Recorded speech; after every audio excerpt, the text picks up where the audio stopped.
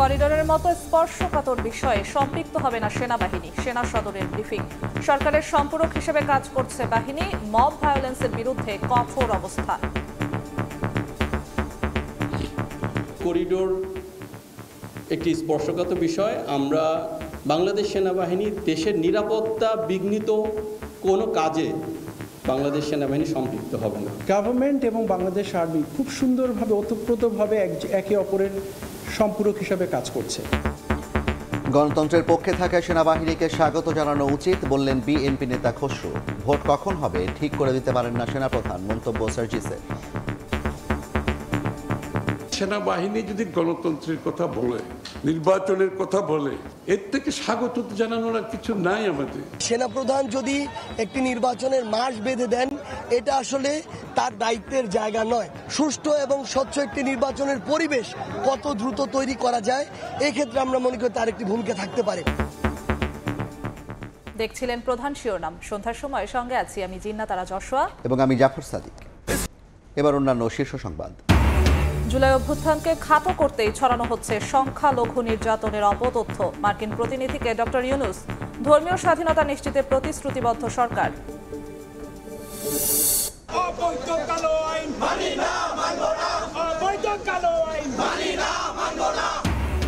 সরকারি চাকরি অধ্যাদেশ বাতিলের দাবিতে উত্তাল সচিবালয়। সুরাহা না হলে কাল সারা দেশে বিক্ষোভের ডাক। সংস্কার কাজে বাধা এলে কঠোর হাতে দমনের হুঁশিয়ারি হাসনাতের। শিক্ষার্থী আসলেও হয়নি ক্লাস। 11তম গ্রেডের বেতন সহ 3 দফা নিয়ে সারা দেশে কর্মবিরতিতে প্রাথমিকের সহকারী শিক্ষকরা। দাবি না মানলে কর্মসূচি চালিয়ে যাওয়ার ঘোষণা।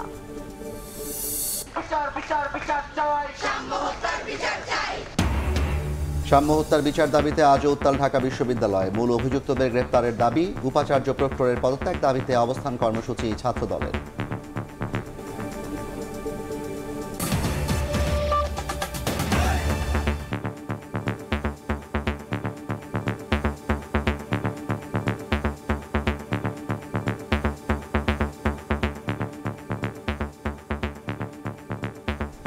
করিডোরের মতো স্পর্শকাতর বিষয়ে সম্পৃক্ত হবে না বাংলাদেশ সেনাবাহিনী। ব্রিফিংয়ে কথা জানিয়েছে সেনা সদর।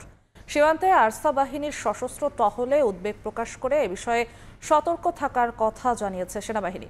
সরকার ও সেনাবাহিনী সম্পূরক হিসেবে কাজ করছে উল্লেখ করে মব ভায়োলেন্সের বিরুদ্ধে কঠোর অবস্থানের কথা জানায় সেনা সদর।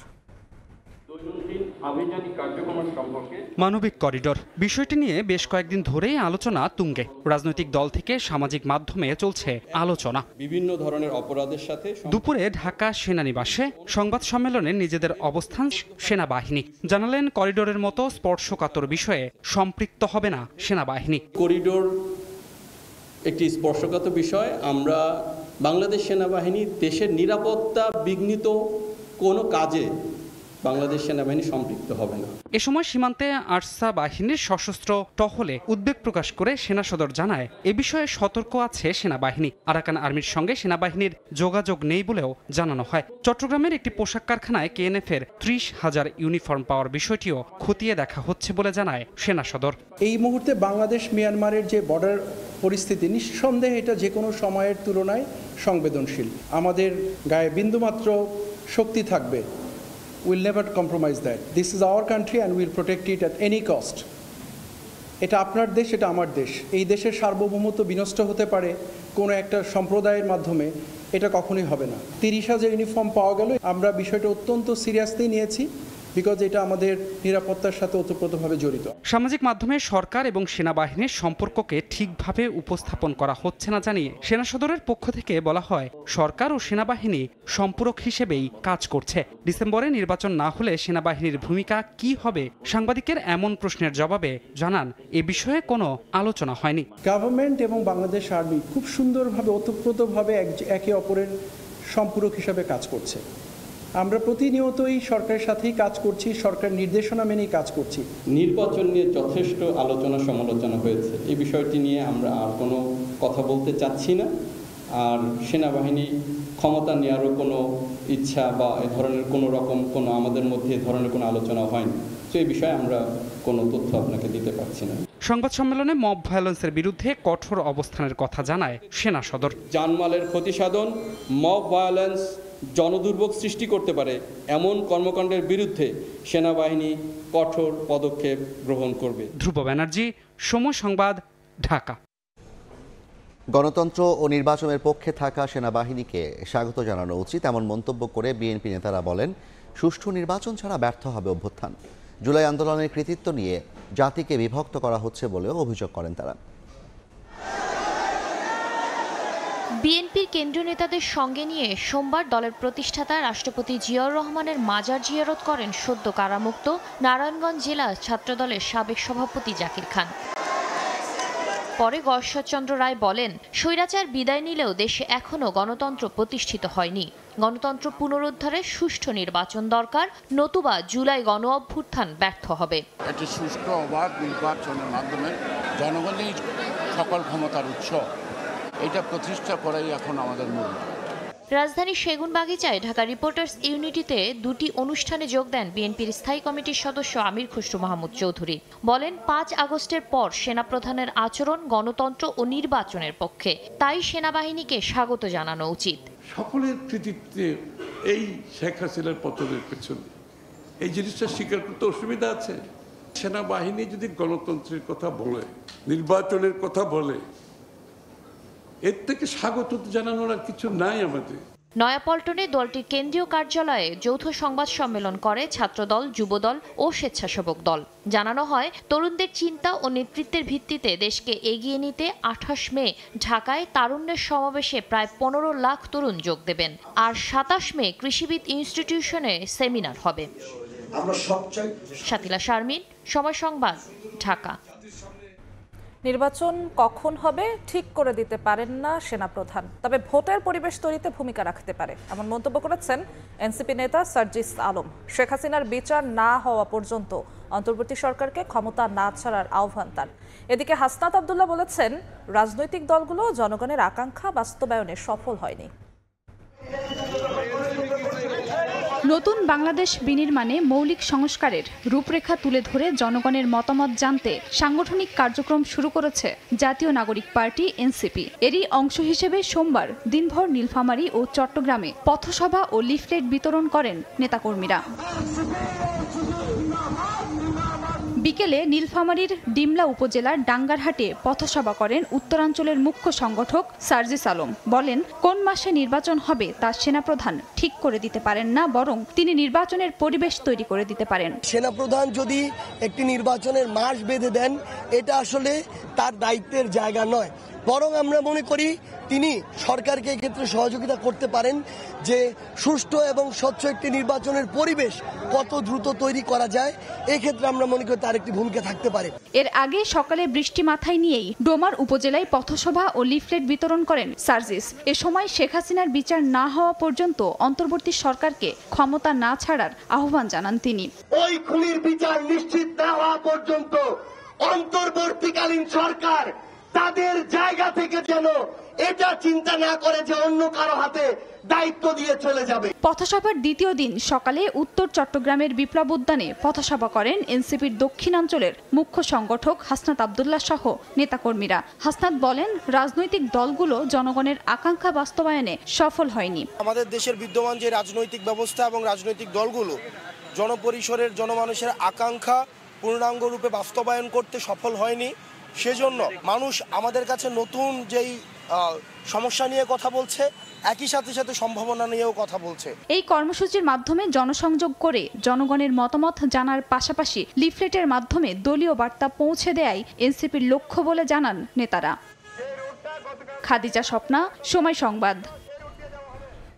সরকারি চাকরি অধ্যাদেশ বাতিলের দাবিতে উত্তাল সচিবালয়। কাজ ও সব গেট বন্ধ রেখে বিক্ষোভ করেছেন কর্মকর্তা কর্মচারীরা। কাল সচিবালয় সহ সারা দেশে সরকারি প্রতিষ্ঠানে বিক্ষোভ এবং বুধবার কর্মবিরতি ঘোষণা দিয়েছে ঐক্য ফোরাম। সরকারি চাকরি অধ্যাদেশ বাতিলের দাবিতে তৃতীয় দিনের মতো বিক্ষোভে উত্তাল প্রশাসনের কেন্দ্রবিন্দু সচিবালয়। সোমবার বেলা 11টায় যার যার দপ্তর ছেড়ে বাণিজ্য ভবনের সামনে জড়ো হন বিক্ষোভকারীরা। অধ্যাদেশকে কালো আইন আখ্যা দিয়ে স্লোগান দেন কর্মকর্তা কর্মচারীরা। ফেটে পড়েন বিক্ষোভে। এরপর মিছিল নিয়ে জনপ্রশাসন, স্বাস্থ্য, বাণিজ্য, গৃহায়ন ও গণপূর্ত এবং আইন মন্ত্রণালয় সহ সচিবালয়ের বিভিন্ন এলাকা প্রদক্ষিণ করেন বিক্ষুব্ধরা। এতে সচিবালয়ের কর্মকর্তা বা দর্শনার্থীদের প্রবেশ এবং চলাচল বন্ধ হয়ে যায়। কর্মচারীরা বলেন, আলোচনার আশ্বাস দিয়েও কর্মচারীদের মতামত ছাড়াই রোববার সন্ধ্যায় সরকারি চাকরি সংশোধন অধ্যাদেশ জারি করা হয়। শৃঙ্খলা ভঙ্গসহ নানা কারণে শাস্তির বিধান থাকলেও আইনগত পদক্ষেপ নেয়ার সুযোগ রাখা হয়নি বলে অভিযোগ তাদের। এই আইনের সবচেয়ে ক্ষতিকারক দিক হচ্ছে আত্মপক্ষ সমর্থনের কোনো সুযোগ নেই।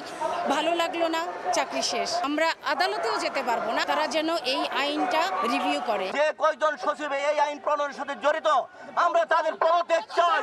অধ্যাদেশ বাতিল না করলে মঙ্গলবার সকাল থেকে সারা দেশে সরকারি প্রতিষ্ঠানে বিক্ষোভ কর্মসূচি এবং বুধবার কর্মবিরতির ঘোষণা দেয় কর্মকর্তা কর্মচারী ঐক্য ফোরাম। কর্মসূচি ততক্ষণ পর্যন্ত চলমান থাকবে যতক্ষণ না পর্যন্ত এই কালো আইন প্রত্যাহার না করা হবে।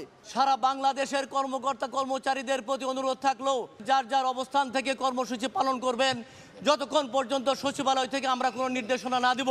এদিকে সব ক্যাডারের সমতা বিধান সহ বৈষম্য দূর করার দাবিতে মঙ্গলবার থেকে সারা দেশে 2 দিন কলম বিরতির ডাক দিয়েছেন সিভিল সার্ভিসের 25টি ক্যাডারের কর্মকর্তারা। প্রসূন আশিস, সময় সংবাদ, ঢাকা।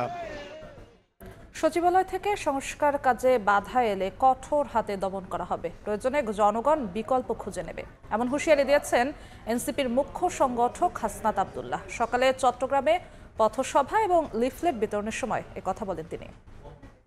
বাংলাদেশের স্বাধীনতা পরবর্তী সময়ে আমাদের যদি অসহায় দুর্ভোগের রেজিমেন্ট হিসেবে পরিচিত হয় সেটা হচ্ছে সচিবালয়, এবং দুর্নীতির আতুরঘর হিসেবে পরিচিত হয় সেটা হচ্ছে এনবিআর। এই সংস্কার কার্যক্রমের যদি বাধা বিশেষ করে সচিবালয় থেকে আসে, সেটা কঠোর হস্তে সেটাকে জনগণকে সাথে নিয়ে সেটাকে প্রতিরোধ করা হবে। আপনারা এটা ভাববেন না যে আপনাদের বিকল্প নাই, জনগণ বিকল্প খুঁজে নেবে। জুলাই গণ অভ্যুত্থানকে খাটো করতে এই সংখ্যালঘু নির্যাতনের অপতথ্য ছড়ানো হচ্ছে বলে মন্তব্য করেছেন প্রধান উপদেষ্টা। আর এই কাজ করা হচ্ছে দক্ষিণ এশিয়া থেকে। বিকেলে যমুনায় যুক্তরাষ্ট্রের আন্তর্জাতিক ধর্মীয় স্বাধীনতা কমিশনের প্রধান স্টিফেন শ্যাকের সঙ্গে সাক্ষাতে এ মন্তব্য করেন তিনি। দেশের প্রতিটি নাগরিকের ধর্মীয় স্বাধীনতা নিশ্চিতে অন্তর্বর্তী সরকার প্রতিশ্রুতিবদ্ধ বলে জানান ডক্টর মোহাম্মদ ইউনূস। এ সময় সারা বিশ্বের সাংবাদিকদের বাংলাদেশ সফরের আমন্ত্রণ জানিয়ে সংখ্যালঘু ইস্যুতে সরেজমিন প্রতিবেদন তৈরির আমন্ত্রণ জানান তিনি।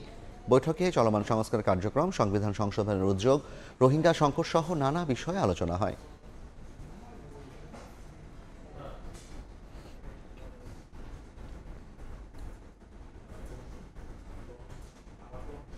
শিক্ষার্থী এলেও হয়নি ক্লাস। চাকুরির শুরুতে 11তম গ্রেডের বেতন সহ 3 দাবিতে বিভিন্ন জেলায় কর্মবিরতি পালন করছেন প্রাথমিকের সহকারী শিক্ষকরা। দাবি আদায়ে কর্মসূচি চালিয়ে যাওয়ার ঘোষণা আন্দোলনকারীদের। শ্রেণীকক্ষে বসে আছে ক্ষুদে শিক্ষার্থীরা, কিন্তু দেখা নেই শিক্ষকের। বোর্ডগুলোয় লেখা চলছে কর্মবিরতি। সোমবার সকাল থেকে রাজশাহী, খুলনা, রংপুর, ময়মনসিংহ সহ বিভিন্ন জেলার সরকারি প্রাথমিক বিদ্যালয় খোলা থাকলেও ক্লাস নিচ্ছেন না শিক্ষকরা। তাদের দাবি, সহকারী শিক্ষকের 11তম গ্রেডে বেতন নির্ধারণ, উচ্চতর গ্রেড প্রাপ্তির জটিলতা নিরসন এবং প্রধান শিক্ষক পদে শতভাগ পদোন্নতি। দাবি আদায় না হওয়া পর্যন্ত এই আন্দোলন চলবে বলে জানিয়েছেন প্রাথমিকের সহকারী শিক্ষকরা। কোনো কিছুতে কিছু হচ্ছে না, না পেরে বাধ্য হয়ে আমরা সব স্কুলে কর্মবিরতিটা করতে আমরা বাধ্য হচ্ছি। একজন শিক্ষক তৃতীয় শ্রেণীর কর্মচারী হবে, এটা আদৌ কাম্য নয়। বাচ্চারা যে সাফার করছে এটা আমরা চাই না, আমরা শ্রেণীকক্ষে ফিরে যেতে চাই। এদিকে বিদ্যালয়ে শ্রেণী কার্যক্রম বন্ধ থাকায় ভোগান্তিতে শিক্ষার্থীরা। অনেকে ফিরে যান বাড়ি, কেউ কেউ ক্লাসে বসে সহপাঠীদের সঙ্গে মেতে ওঠেন খুনসুটিতে। শিশুদের পড়ালেখা নিয়ে উদ্বেগ প্রকাশ করেন অভিভাবকরা। সকাল থেকে আমরা বসে আছি, ক্লাস হচ্ছে না, স্যাররা দ্রুত ক্লাসে আসুক, এটাই চাই। কর্মবিরতিতে ছাত্রীদের অনেক ক্ষয়ক্ষতি হয়ে যাচ্ছে। কর্মবিরতি করবেন, কিন্তু ছাত্র যাতে ক্ষতি না হয় এই বিষয়ে আপনারা একটু দৃষ্টিকটু দিবেন। তবে ভিন্ন চিত্র চাঁদপুরে। জেলার সরকারি প্রাথমিক বিদ্যালয়গুলোতে স্বাভাবিক ছিল শিক্ষা কার্যক্রম। ফাহারিয়া ফারজানা, সময় সংবাদ। সাম্য হত্যার বিচার দাবিতে আজও উত্তাল ঢাকা বিশ্ববিদ্যালয় ক্যাম্পাস। বিক্ষোভ মিছিল ও প্রতিবাদ সমাবেশ করে মূল অভিযুক্তদের গ্রেপ্তারের দাবি জানান শিক্ষা ও গবেষণা ইনস্টিটিউটের শিক্ষার্থীরা। এছাড়া উপাচার্যের কার্যালয়ের সামনে অবস্থান কর্মসূচি পালন করে ছাত্রদল।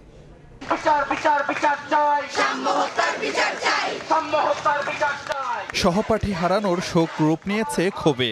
স্লোগানে মিছিলে ফের উত্তাল ঢাকা বিশ্ববিদ্যালয় ক্যাম্পাস। সহপাঠী শাহরিয়ার আলম সাম্য হত্যার বিচার আর নিরাপদ ক্যাম্পাসের দাবিতে সোমবার ঢাকা বিশ্ববিদ্যালয়ের শিক্ষা ও গবেষণা ইনস্টিটিউটের সামনে থেকে বিক্ষোভ মিছিল বের করেন শিক্ষার্থীরা। ক্যাম্পাসের বিভিন্ন সড়ক ঘুরে অপরাজেয় বাংলার পাদদেশে প্রতিবাদী সমাবেশে যোগ দেন তারা। সিম্পল বিচারের জন্য রাস্তায় নামতে হয়, এটাই মানে আমাদের পোড়া কপাল। যে ছুরি দিয়ে আঘাত করলো তাকে এখনো ধরা হয়নি। কোনো সিসিটিভি থেকে এখন পর্যন্ত সাম্য যে হত্যাকারী তারা কি তার ধরা পড়েনি? সাম্য হত্যার বিচার, উপাচার্য প্রক্টরের পদত্যাগ ও নিরাপদ ক্যাম্পাসের দাবিতে বিক্ষোভ করে ছাত্রদল। উপাচার্য কার্যালয়ের সামনে অবস্থান কর্মসূচিতে সংগঠনের নেতারা বলেন, নিরাপত্তা নিশ্চিতে ব্যর্থতার দায় নিয়ে উপাচার্য প্রক্টরকে পদত্যাগ করতে হবে, না হলে আগামীতে কঠোর কর্মসূচিতে যাবে ছাত্রদল। আপনারা এখনো ন্যায় বিচার নিশ্চিত করতে পারেননি, ঢাকা বিশ্ববিদ্যালয়ের শিক্ষার্থীদের নিরাপত্তা নিশ্চিত করতে পারেননি। এইটি আমাদের সহিষ্ণুতার শেষ কর্মসূচি। আগামীতে আমরা যে কর্মসূচি দেব সে কর্মসূচি হবে অধিকতর কঠোর। আমরা প্রয়োজনে এই রেজিস্টার বিল্ডিং তথা প্রশাসনিক বন্ডল আমরা তালাবদ্ধ করে দেব। সাম্য হত্যার ঘটনায় এদিন সকালে উপাচার্যের কাছে প্রতিবেদন জমা দিয়েছে বিশ্ববিদ্যালয় প্রশাসন গঠিত তদন্ত কমিটি। ফারুক ভিয়া, রবিন, সময় সংবাদ, ঢাকা। ভারতের রাজধানী মুম্বাইয়ে আগাম বর্ষায় সৃষ্টি হয়েছে জলাবদ্ধতা। ভারী বৃষ্টিতে তলিয়ে গেছে রাস্তাঘাট, এতে দুর্ভোগে পড়েছেন সাধারণ মানুষ। ভারী বৃষ্টিতে মুম্বাই মেট্রো স্টেশন থেকে শুরু করে বিভিন্ন সড়ক ডুবে গেছে, এতে দেখা দেয় চরম দুর্ভোগ। কর্তৃপক্ষ জানায়, মহারাষ্ট্রে প্রথম আগেভাগে শুরু হয়েছে ভারী বৃষ্টি। একটানা বর্ষণে শহরের নানা রাস্তাঘাট পরিণত হয়েছে ছোট নদীতে। জলাবদ্ধতা মোকাবিলায় কর্তৃপক্ষের বিরুদ্ধে অবহেলার অভিযোগ করছেন নগরবাসী।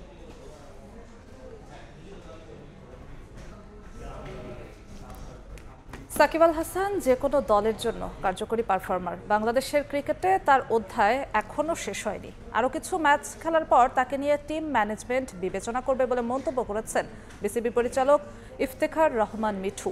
তরুণ দল হয়, কাঙ্ক্ষিত ফলাফল পাচ্ছে না দল, তবে শিগগিরই তারা দায়িত্ব নিয়ে সামনের দিকে এগিয়ে যাবে বলে মত বোর্ড কর্তার। সময় দেওয়া হলে দেশীয় কোচিং প্যানেল সফল হবে বলে প্রত্যাশা মিঠুর।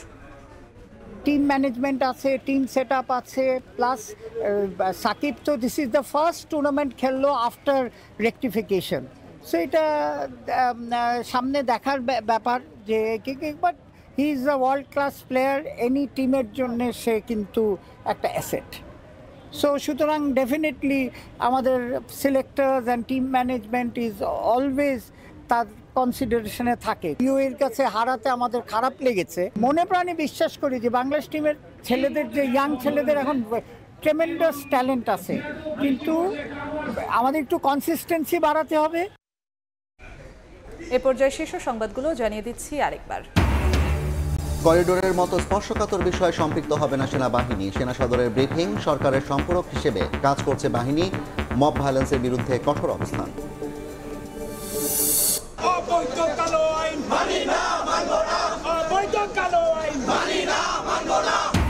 সরকারি চাকরি অধ্যাদেশ বাতিলের দাবিতে উত্তাল সচিবালয়। সুরাহা না হলে কাল সারা দেশে বিক্ষোভের ডাক। সংস্কার কাজে বাধা এলে কঠোর হাতে দমনের হুঁশিয়ারি হাসনাতের।